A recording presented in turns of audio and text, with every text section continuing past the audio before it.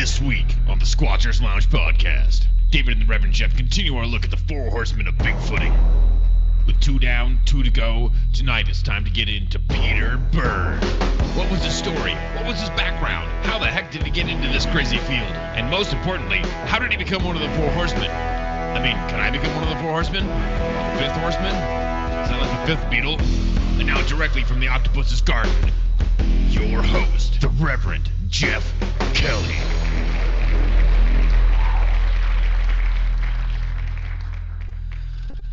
God bless you, David. I love you, buddy.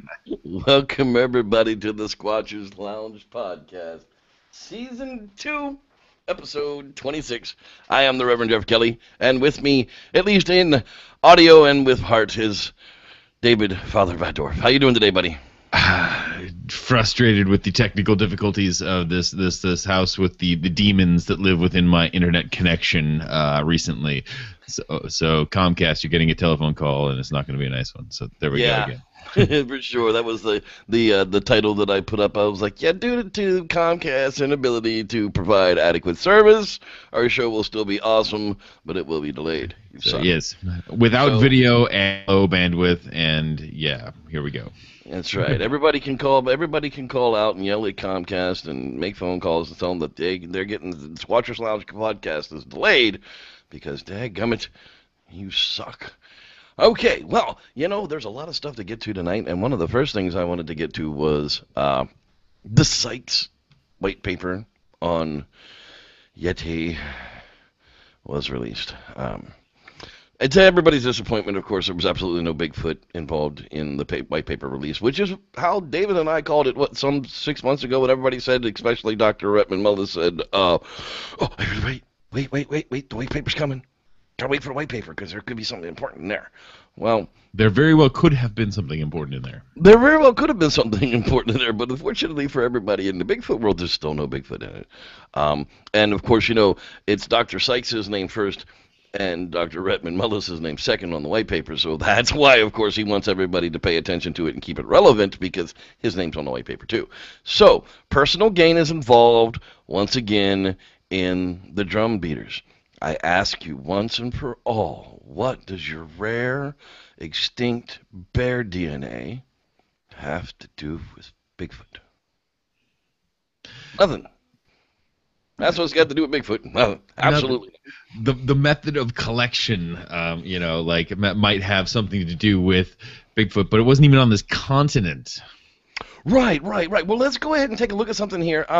I have the list of the samples that were sent in to Dr. Sikes. Let's go ahead and bring these so you can see some of these here. Okay, so we have polar bear and serow, brown bear, horse, cow, horse, American black bear, raccoon, brown bear, Malaysian tapir. Now, that was from Sumatra and the Orang Pendek. At least we're somewhere even relevant into a primate here, right? Yeah, and the Malaysian tapir is pretty awesome. Right. I mean, that's cool to have that, but I mean, I can see why that could be mistaken for a possible, bipedal creature, cryptid. Fine. Raccoon, sheep, American black bear. I don't need to continue on with this. My point to all of this is there's not one hair outside of that Malaysian tapir that couldn't have been identified under a microscope without $2,500 worth of DNA testing done to it. Correct. So, why did we go through and waste over $250,000 US doing DNA tests on hair that we can identify under a microscope? Because it makes some goddamn good television, that's why. That's right. It makes great television. $250,000 in research money was put towards grant money. I'm sure that the BBC or the Channel 4 or whoever the hell funded all this didn't pay for all this DNA testing. I'm sure it was a grant of something. Where you could have showed it to a bunch of biology sophomores, and they could have cracked this case prior to having to put it to DNA evidence. Yes. Right. That's exactly my point. So, being a scientist, Why would you waste those resources? Because I want 100% guaranteed proof of where that thing came from. Well, you're right. A DNA analysis of your horsehair will tell you exactly the genus of the horse that it came from, but it's not going to be able to tell you anything more specific than that. That's why it says American black bear. It doesn't say Californian American black bear. It just says American black bear because that's the furthest that the DNA can go with it. So we don't learn anything by going through with the DNA process other than specific species identification outside of this is horsehair. Yeah, without a broad database to pull from. I mean, like Dr. Sikes did go through, and he kind of mapped genealogy back to like common ancestors of very way back in history. An amazing task, an amazing feat, but what he's done here is kind of commented probably on a bunch of undergrad work that was paid for by a television company. And the whole point of all of this is it wasn't science to begin with. There was an agenda, and that's why the money was spent on where it was spent, so that he had this specific. He got the glory of finding this rare bear DNA that's well over 40 years old. So that's 4 decades ago, and the chances of those, who really knows how old those specimens were, nor where the pelts actually came from that they used to taxidermy those animals with. They're going to now want to spend a whole bunch of research money going out to look for this rare bear, but somehow wants to still keep the Yeti Bigfoot connection into it. And I'm sorry, at this point, it's completely irrelevant to what we're doing here. Exactly. Like whether it was found through the circumstances, something interesting came out of the circumstances of this, made for TV, docu-study. Like whether or not something came out of that, it doesn't actually it doesn't mean that anything, there's no correlation to that. It's like, okay, well, we found something. It's not what we were supposed to find, but it's interesting. So now scientific inquiry and everything else comes into play, and we're supposed to start looking at this now. Right, and that's great. Take it to the bear community. Go on tour with the bear conferences. Go take your book to the bear people. Oh, wait, those people don't exist. What to do? If you have nowhere to fish your goods and sell your wares, well, you have to invent one, correct? Well, yeah, you can carve out a pretty good niche just about anywhere if you got the right. So let's make sure that this rare bear gets called a cryptid, and let's go looking for it so that I now have somewhere to sell my book and sell my lecture. And I'm sick to death of I can't talk about my experiences because, the documentary's going on, the study's going on. Oh, well, I can't talk about my experiences, because the white paper's coming out. Oh, I can't talk about my experiences, because the book is coming out. Well, then stop talking about your friggin' experiences and shut up about it. The first rule of conversation, and especially public internet documents, is don't bring up a topic that you're not willing to talk about. Yeah, I mean, it's fine. Now we have to wait for the book. Okay, so now, wait for the book, you can't talk about it. Well, I'm not paying for your book, Dr. Sikes. I really don't see any reason to. I'm not interested in your bear. It's wonderful that you discovered this rare bear that might still be out there. That's freaking awesome that there's still another big, large mammal that could be a rarely formed type of thing we've never seen before. I'm all for that. That's wonderful, but it's not what we're looking for. We have a bare amount of resources as it is to look for the creature that we're looking for here. So if you want to go look for this bear, well, go take it to the hunters and to the bear people and go use their money to do it. Please don't eat up the Sasquatch and the Yeti and the Bigfoot funding to go chasing after this bear. Kind of my take on it, anyhow. Yeah, exactly. So, saying that, Dr. Sikes, I'm not mad at you. I think you're a wonderful scientist. I'm not too sure about where your heart is in the end of it, but I'm going to tell you people that the end game is simply that. You will find him on tour with his book at all the Bigfoot conferences, selling his book for $60 a pop, autographs for $20 a pop, and lecturing for probably $5,000 a pop, just so he has something to do in his retirement. That's what this is all about to begin with. He's the only sucker that was willing to do it over there, and, he banked his reputation on something and won. Got lucky.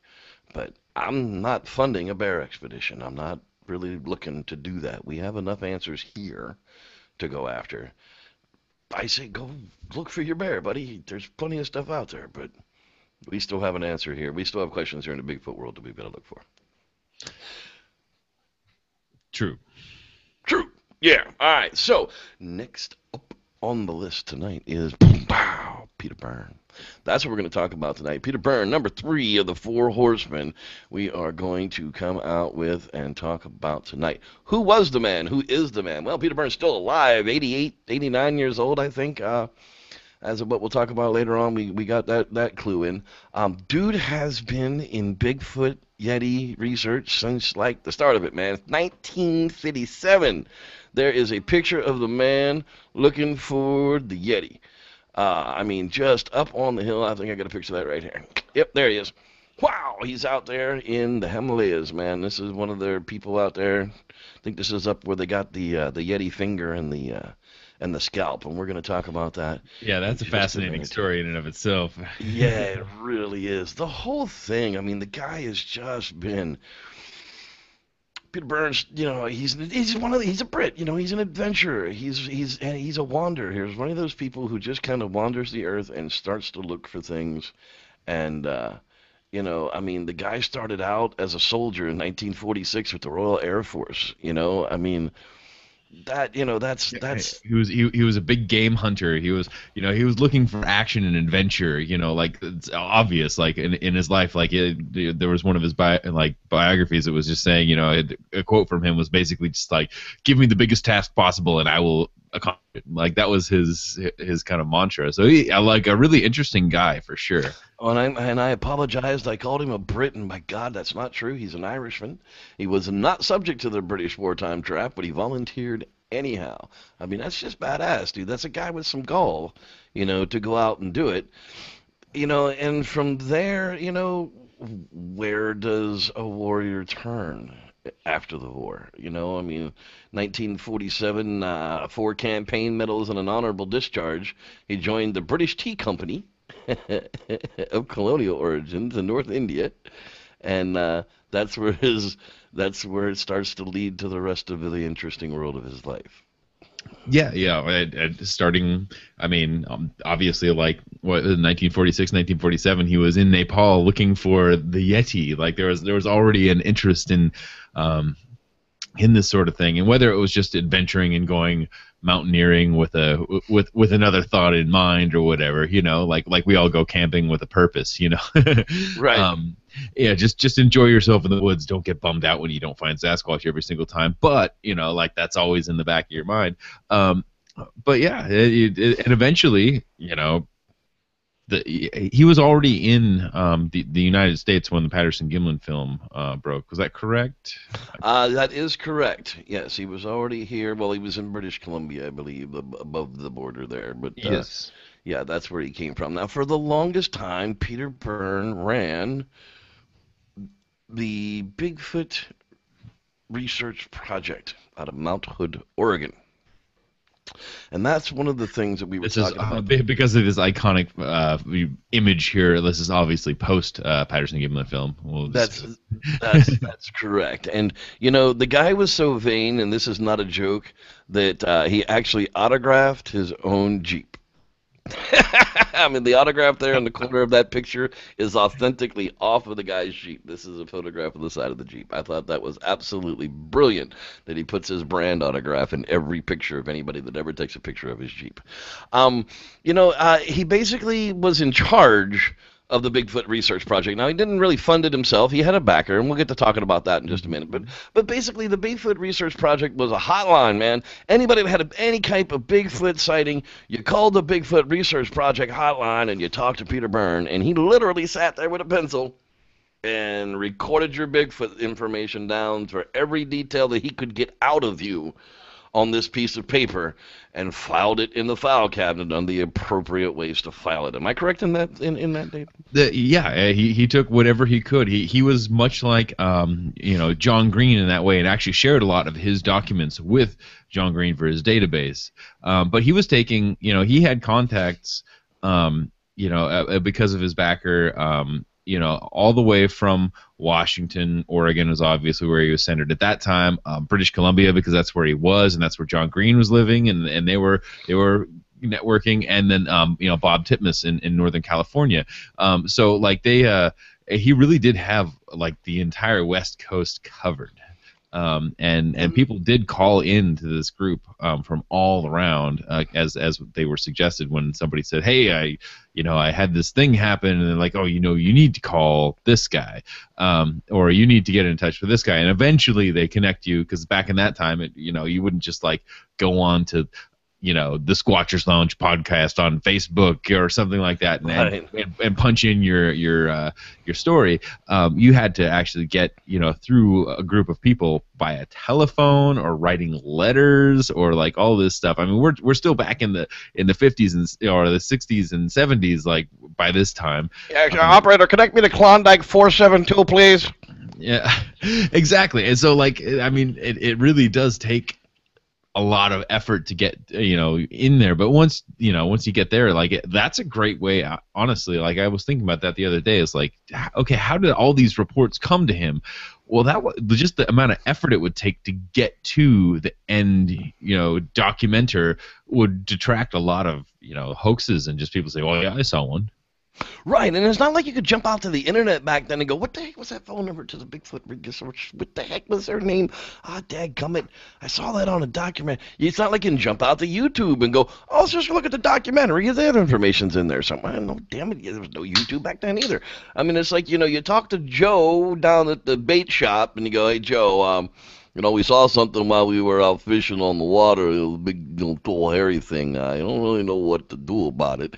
And, Joe at the bait shop goes, there was some crazy wild-haired guy in here in some kind of a ghillie suit talking about Bigfoot prints or something. I got his number kicking around here somewhere.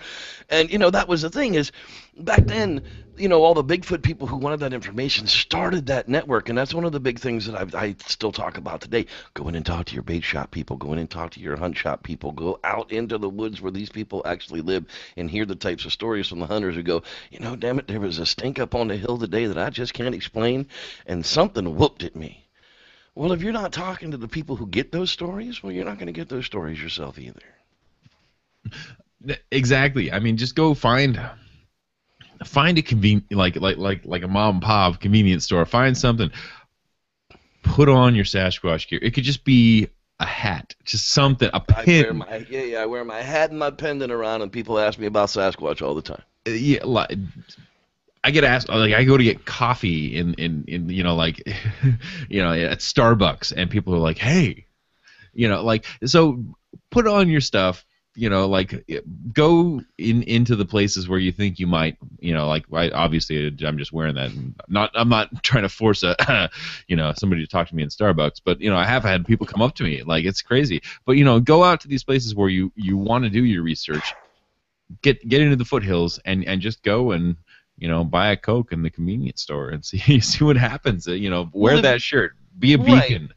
When we were up in the Sierras, they're in shit around there, I can tell you. And places damn near remote as remote can be. I mean, don't get me wrong. There's a town down there in the valley, but there's like one place to stop between there and the town, and there's like two places to stop in the town. I mean, that's literally how far the hell out there you really are. So we get down to the one place that's between here and there, and we're, of course, everybody's got their Bigfoot gear on, then the topic immediately turns to that.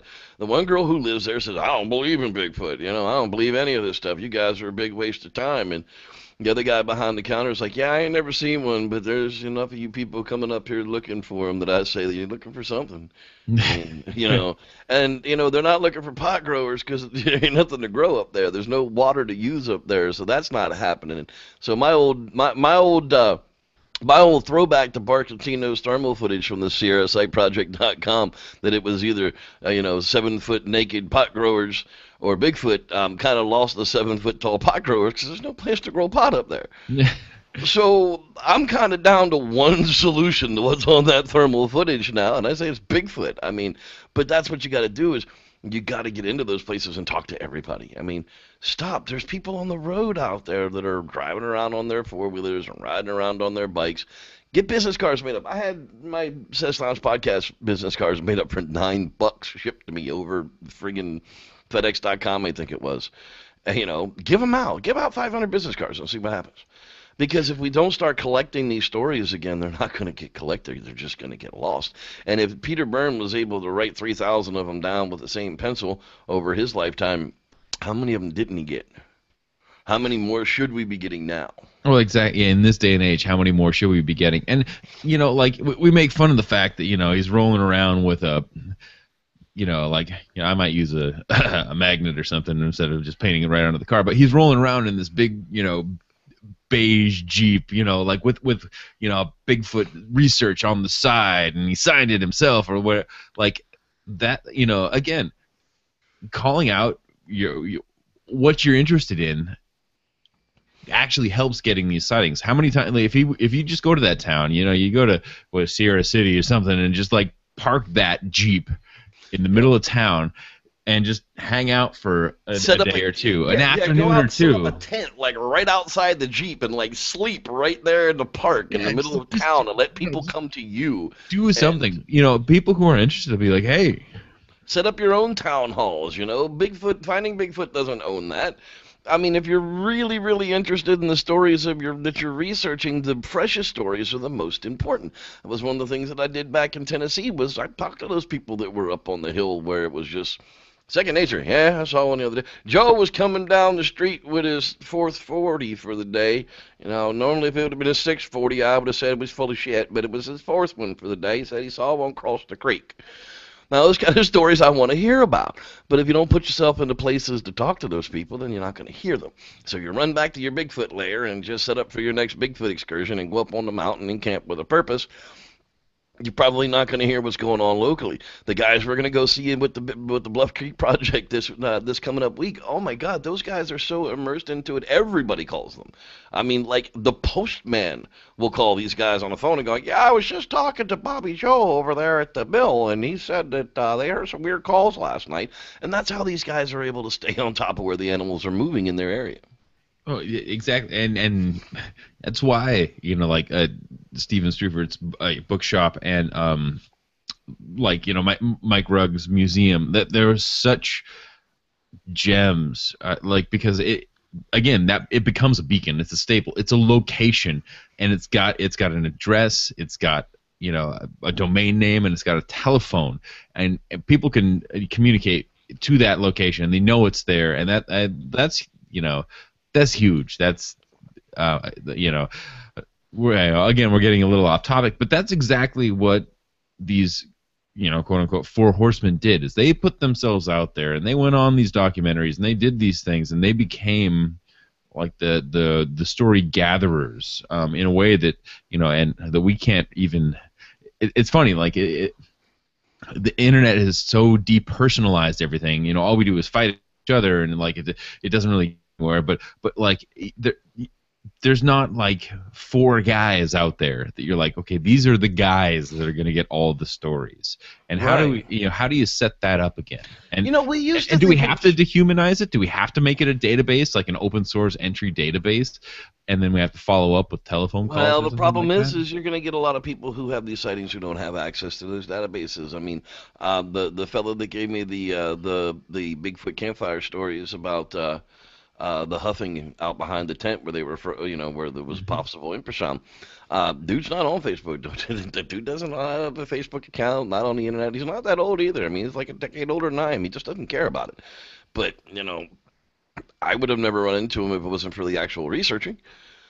That's how I met the guy. I mean, that's really putting yourself into the middle of it. It's how you meet the people who currently are out there. These kids that are riding around on the dirt bikes, it's like, okay, they've never seen one, but it's like, hey, here's my card. If you do find some weird tracks or some twisted trees or something that just looks strange to you, would you mind sending me an email?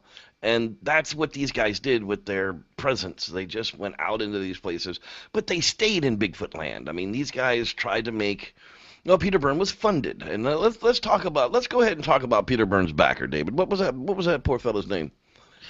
No, but he wasn't necessarily a poor fellow. He was quite wealthy. But his name was Tom Slick, who is another big big name in the Bigfoot community. He funded such names as we already did the Ivan Marks debacle, and Ivan Marks was actually funded via Tom Slick, or funded by Tom Slick via Peter Byrne. Peter Byrne actually gave Tom Slick the money and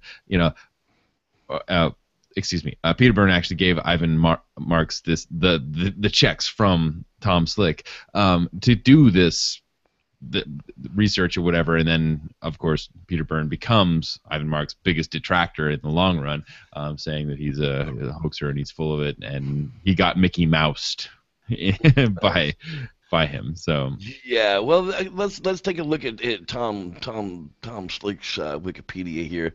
During the 1950s, he was an adventurer. It doesn't really say where he got the money to back himself during that time. But now in 1955, he was awarded a patent for the lift slab method of constructing concrete buildings. So there you have it. You know, he got a patent for concrete, and he funded all the creature expeditions, because he didn't just do after Bigfoot. He didn't just fund that. He also funded people that were searching after the Loch Ness Monster, the Trinity Alps giant salamander. Slick's interest in the cryptozoology was little known until the 1989 publication of his bibliography that he was actually behind all of that by none other than Loren Coleman. So, you know, that's really when it all came out. So Tom was behind it all for the longest time, but it wasn't until 1989 that anybody really realized that that's what was going on. Yeah, or where this money was coming from. And I mean, you know, Peter Byrne was basically, for most of his life, paid to be like a cryptozoologist, paid to be a monster hunter. Right. Versus, you know, a lot of us who have to do this on our own dime. You know, it's kind of like the benefactors that we have now. You know, like it would be like a Matt Moneymaker, although he's, you know, now funded by Discovery Channel or whatever. But you know, it's that same sort of thing. Like somebody, like, you're going to do this full time. Somebody's going to back you, and right. And you know, we all hoped that the BFRO was going to be that vessel, but it just never really grabbed the ground that we were hoping that it would. I mean, I am smack dab in the middle of the Bigfoot community, on the cusp of what's really going on out there. I'm not hearing anything from the BFRO. Are you? No, it's actually it's gone silent. Well, maybe that's a good thing. You never know, because they were it was a pretty vocal community for a long time, but. Just seems like it's getting it's run its course almost. It's too bad. Right. Well, and now we've got to look to the future as to what we're going to do next. And I think the social media is the thing to do next. And we've all tried the whole Bigfoot sightings only groups and all of that. It all just spirals down into madness. But I think there's got to be a way to develop just, you know, a page to where people can just fill out, like Peter Byrne's penciling in all those details, you know, a simple web form that's where it goes, and somehow do it on social media so that it's always in the same place and we never have to worry about it going anywhere. And then people can just only put in sightings databases, and the only thing you can do is go in there and read it. You know, if you do it on a website, somebody's going to control it, then it's going to go away, and it's just going to, you know, they have the chance of it crashing or disappearing. Facebook servers ain't never going anywhere. Well, and so the interesting thing, and kind of what, like, immediately, like, my analytical mind, like, starts going, and, like, what, you know, what was happening with the other databases, you know, but, like, was... They were taking the same types of information, asking for it, or putting the same types of information together that they gathered, and putting it against itself to see what bore out. I mean, even if you made something completely open source where people could put in whatever bullshit they want to put in, you're gonna see either like really large percentages of something, which is probably not true. Because, you know, this is something that we've all, like, learned, like, oh, the thing did this. Well, walked left to right, it swung its arms and looked over his shoulder. Okay, well, something like that. Like large amounts of this information is probably false. Very, very small percents are probably false, but somewhere in the middle, in that 15 to 25% range, there might be some things that are interesting to look into. As far as vegetation zones and other things that we can parse against. So wouldn't just a huge database that people could just put a whack of stuff into and then start to really weed through that information and try to throw out the bunk whenever possible? Yeah, well, that's going to be the thing, is finding the developer to develop the database properly and then to put it in a place such that it will always be safe and open to everybody, not just one particular group of people who decide what is important. And that's kind of what happened with the BFRO database, was they decided what was important and what wasn't important, and if it wasn't important, it got thrown out. I don't care if you say you saw Bigfoot come out of a UFO. I want to know what Bigfoot did afterwards. Did he go into the forest and grab some pine trees? Did he pick up a small child to eat it? I really don't care what the perception of where the Bigfoot came from actually is. Did he come from a ball of light? Did he materialize? But what did the creature do? Where did it go? That's the important stuff that would be interesting in that type of a sighting. But again, that's one of those things, like if you looked up Bigfoot sightings that had to do with UFOs and started to put that information together, if every time we saw Bigfoot correlated with a UFO, it did a particular thing, well, you can look at that and be like, well, maybe that's learned behavior, and then everything else doesn't jive. But you can look at that sort of information, and yeah, it's difficult and it's hard and it's there's so much of it, but you can start to weed things out, and just some simple filters in even an Excel spreadsheet, like take it out of CVS and do some filtering. It would be easy to parse through that information. Yeah, absolutely. Now, getting back to Peter. Sorry. Peter, no. We're good. This is actually really great. This is really great the way it's going. He basically took that piece of paper and he filed it in a file cabinet and went on to the next one. And of course, they were appropriately filed by location, I'm sure, by county. They were appropriately able to look up. And 3,000 records in a file cabinet really isn't all that big. It's a few boxes. It's really not a gigantic amount of paper data to go through. But let's talk about the Yeti finger, David. Tell me about the Yeti finger. So my favorite part about the Yeti finger is how it got from East Asia to the United States of America was via everyone's most lovable actor at the time, Jimmy Stewart. Jimmy Stewart. Yes. He was actually involved in the smuggling and had a small interest in cryptozoology, apparently. Not just that he was doing this as a favor, but actually, I was reading somewhere that he actually had a little bit of an interest in the subject. But anyway, he and somebody else were key in smuggling a piece of this ill-gotten Yeti finger back to the United States, which I believe eventually gets tested and turns out to be a joint in a bear paw. Professor Hill and Mr. Slick asked Mr. Byrne to go back and at least try to get one finger with permission from the temple's custodians. The plan was to replace the missing finger with a human finger. Professor Hill then brought out a brown paper bag and tipped out a human hand onto the table. It was 7 months old and dried. I never asked him where he got it from. Returning to the temple, he gave a donation in return for the finger and then wired the human finger onto the relic. Mr. Slick helped ensure the finger would reach London safely with the help of his friend, the Hollywood actor James Stewart, and his wife Gloria, who were in India at the time.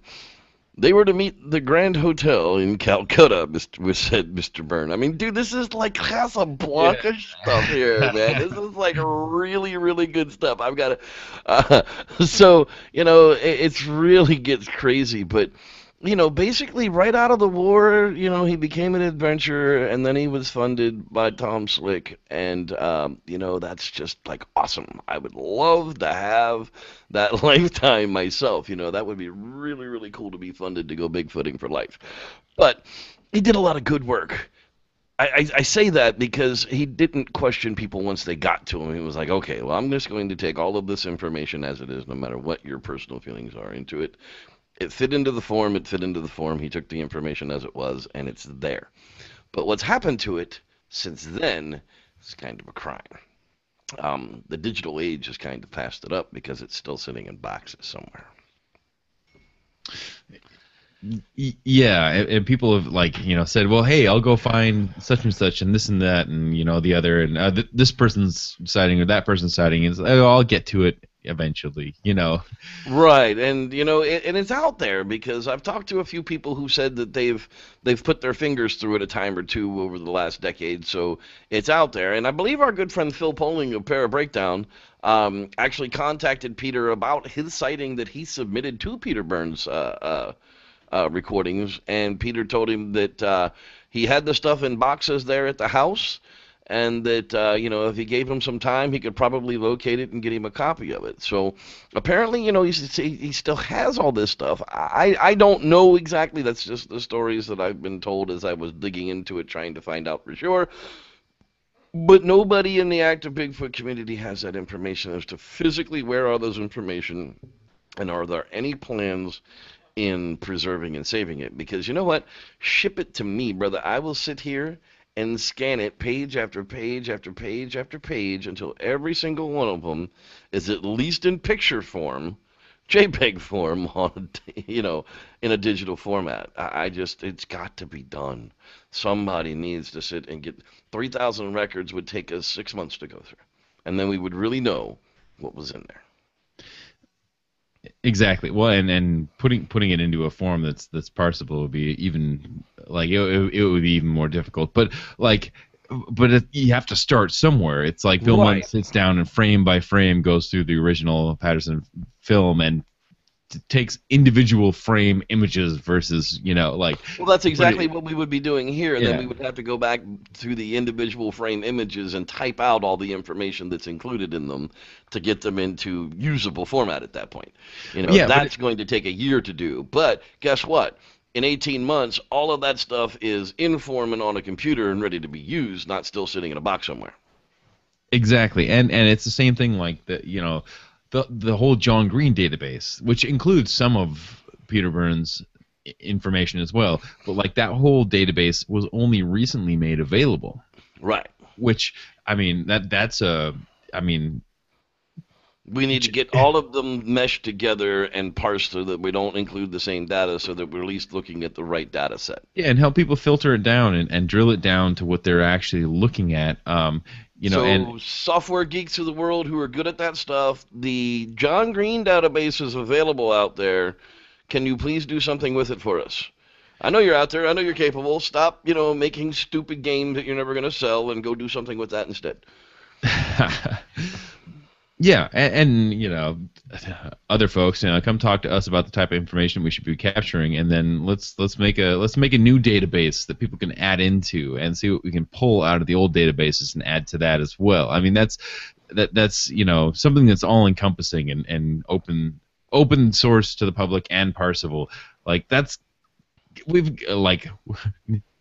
come so far in technology. We've got to be able to do this even in the amateur field. I mean, it's just data basically. Right. Okay, so here you witnessed the birth of the death of one project and the birth of another. David and I are officially canceling our $6.5 billion Kickstarter to put a big-ass flare in space, and we're going to now kind of push our focus towards maybe collecting some people that can do something with the databases and build a new one. Come talk to us. We're available. Come find us on Facebook, facebook.com/SLounge. We'll get you into the Squatchers Lounge group. David and me and Mitchell Wilson and Alita Schultz and Kip Morrill. We all admitted in there. There's a bunch of good people in there having a bunch of good conversations. Facebook.com/SLounge Podcast will get you to the fan page, which has all of our releases, just like last night's Bigfoot Campfire Stories, Bigfoot Attacks Logging Camp. If you haven't caught that one, you may want to go out to the youtube.com/SLounge Podcast and check it out because it's actually a really good story. And talk to us, and we'll see if we can't at least collate and coordinate an effort to get some of this stuff done. What are you thinking, David? I still want to put the FLIR into space. Yeah, well, we got to become a whole lot more famous before we can get a project of $6.5 billion together for that. Okay, well, maybe the right way of doing that is to build a gigantic database, and then you and I can become the 4.5 and 5th horsemen of the Sasquatch database. And which one of us is the half man? I'll be the half man. Okay, there you go. But no, I think that's really like the next step. People aren't going to go out and do research, and for all the people that do go out and do field research, something to add to the, to the cause. Even if you don't have something to take away, it's like we have this experience. You put it in there. You document a couple things around it. Boom. Start to draw correlations all around the globe, basically. Like, if there's somebody looking for the Almasty, we'll get that information too, because this is the internet, and that's going to be key. All those Yowie hunters, help the North American ape hunters too. So let's just go for that.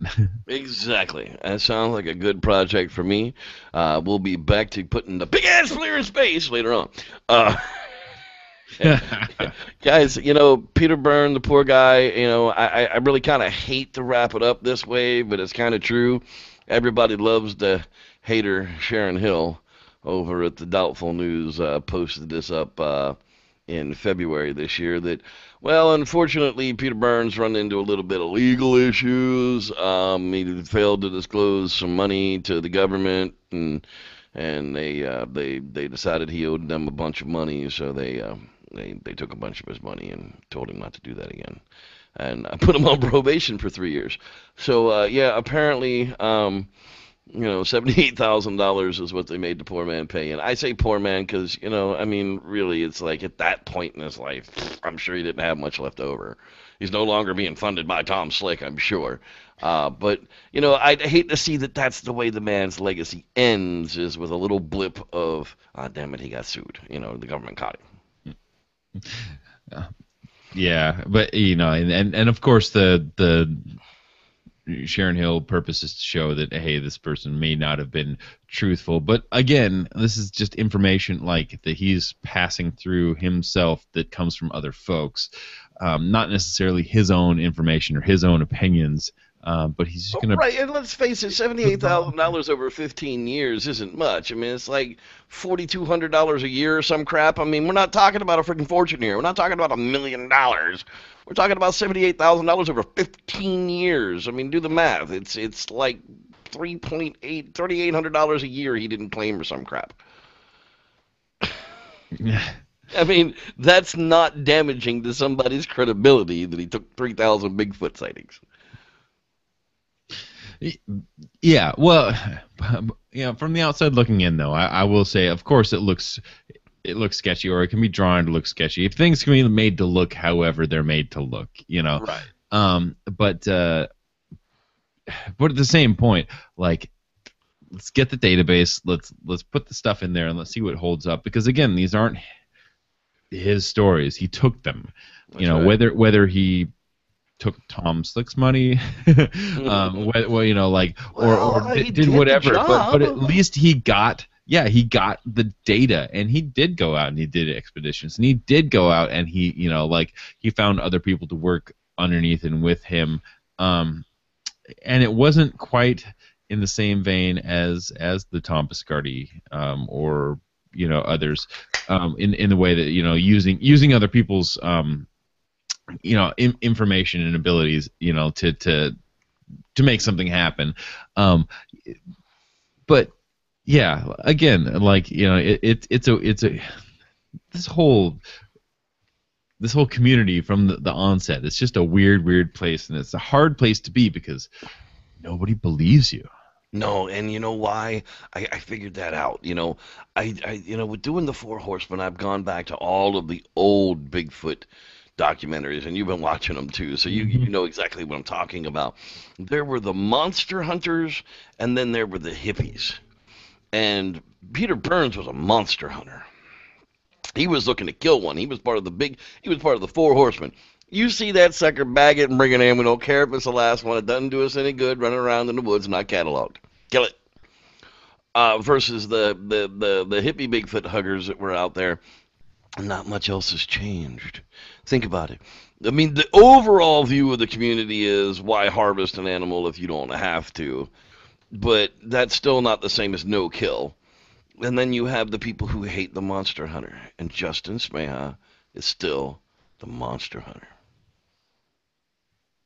Yeah, there's a lot of monster hunters out there. Like, you start to hear more and more all the time. Like, but, and I'm of the frame of mind, like, I'm not totally, no kill. I'm not totally like, don't harm, don't harass. Like, I think that we need to do something, like whether it's DNA dart or something like that.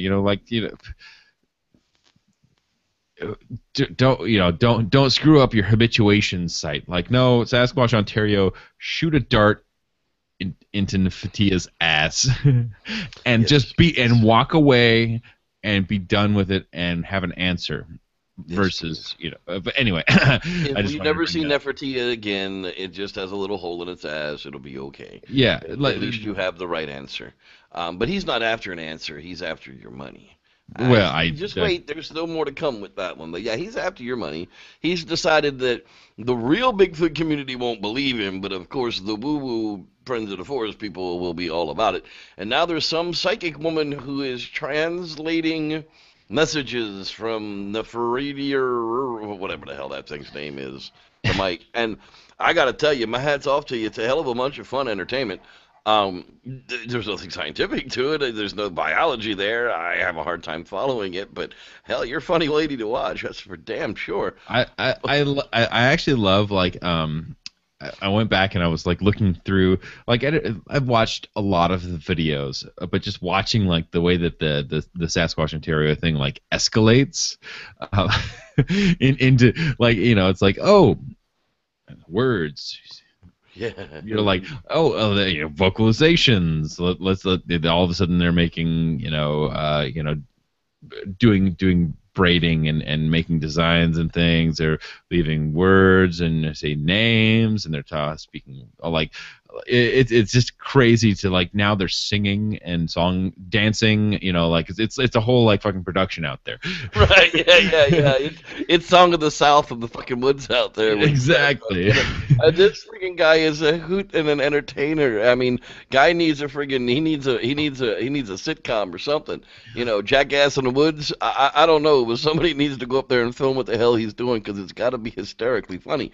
But the whole point of the thing, like, it's brilliant, and the way that I'm looking at it, and all people still lambaste the video. Like, I'm just gonna take the fucking breakdown I did. It's like so far gone now, but like, I did a breakdown a long time ago. If you actually looked at what I was breaking down versus what he's producing now, it would be a laughable difference. But he's escalated so slowly over time that if you watch every video, it's just a little bit more unbelievable, but just a tiny teeny bit. But if you go back and you skip like 4 videos in between, you're like, what the fuck? Yeah. I mean, I'm sorry, that's just how it is. You're like, you expect me to believe this? And of course, me not watching all the videos, like, just going from one to the other. No, he's escalating over time. No, that was 5 or 6 weeks. Yeah. Like, It's just, and eventually, I guess, maybe the Bigfoot carries him off into the darkness, or it ends up being some fat naked woman on bath salts. Found footage. That's right. It's gonna be found footage and end up being some fat naked woman on bath salts with a pet tiger. I mean, it's just like, what the hell, dude? How far are you willing to go with that kind of escalation? It's going to get crazy. Buddy, look at that, man. We burned through the time. Even with the bad friggin' connection, we did excellent tonight. I got to tell everybody that's out there, we're going to start covering something called Area X. Someone has brought a lot of attention to me on what's going on with Area X. What is going on out there on the internet is not being reported on. So I'm going to dig a little deeper into Area X, and we're going to start talking about what's going on there. So do your homework for the next show. The next show is not going to be next week. Next week I am going to be in the Mecca of Bigfoot, Bluff Creek. That's right. Unless some kind of a disaster comes up, I'll be heading with Kip Morrill and Justin Smeha up the highway to Louse Creek to hang out with the Bluff Creek Project guys and a bunch of other people that are going up there. If you are interested in joining us in Northern California up there, get a hold of us. We're the more the merrier kind of thing. We do want to know who's coming, though, so it's not like just show up. Not that type of a deal. But, if you're interested in going up there, get a hold of us, and we will let you know what's going on. So we'll be back on... Well, we're going to tentatively say Wednesday the 16th, but we're going to discuss that later on. So for now, thanks everybody for watching. David, buddy, this has been a good show, man. Thanks. Yeah. Maybe it turned out that way. Tangents, but it turned out all right, even with the technical difficulties, as usual for me right now. So we're going to fix that. Fix it. And we kept our audience through the entire show, unlike Bigfoot North. Bigfoot North is over, and I'm going to say this, thank God. I just, they never did tell us anything about the Bigfoot North research going on up there. Not a thing in that entire series of shows. I don't know what to say about that. I'll just say right now, they started out as if it was going to be a research project, and then it ended up being a podcast, a radio show, a webcast like we're doing, whatever, and just if that's what it was supposed to be, let it be that. And that's what it is. It was a webcast, and it was it was entertaining, and there was some good stuff, and it made me think on a couple occasions, and I do. I do value Dr. Meldrum's opinion, and he does, he's a very intelligent man, and, we should listen to what he's saying, and especially when he invites these guests on from people outside of the community that you can really learn something. But that's not what they started bringing in all these people from a research project, and that just hasn't happened. Right, and they didn't talk about the research project. They brought them all in, failed to talk about the project. So that whole mess is over, thank goodness. We'll get to talking about that whole mess as it rears its ugly head. But for now, it's coming back. Yeah, just like we called the outcome of the Sikes study. Basically, let's call right now that we will see Todd Standing again, and he will have a documentary, and it will contain the people that we saw on the show, and it's not going to give us anything more than the show did. That's right. It's going to give us Blinky and Winky all over again. That's all he's got. And some suspenseful music. With that, guys, we're going to say for David Batdorf and the Reverend Jeff Kelly, myself, thanks for joining us on the the Squatchers Lounge podcast. Season 2, episode 26. And may the Squatch be with you. I swear to God, one of these weeks I'm going to get this out actually working right now. Dome.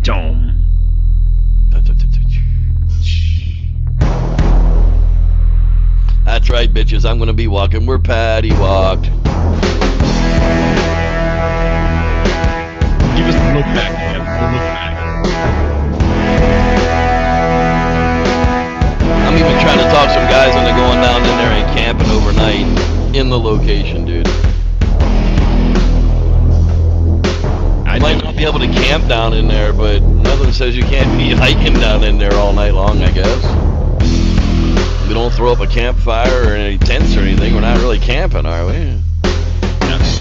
Squatting by the creek overnight, is that against the law?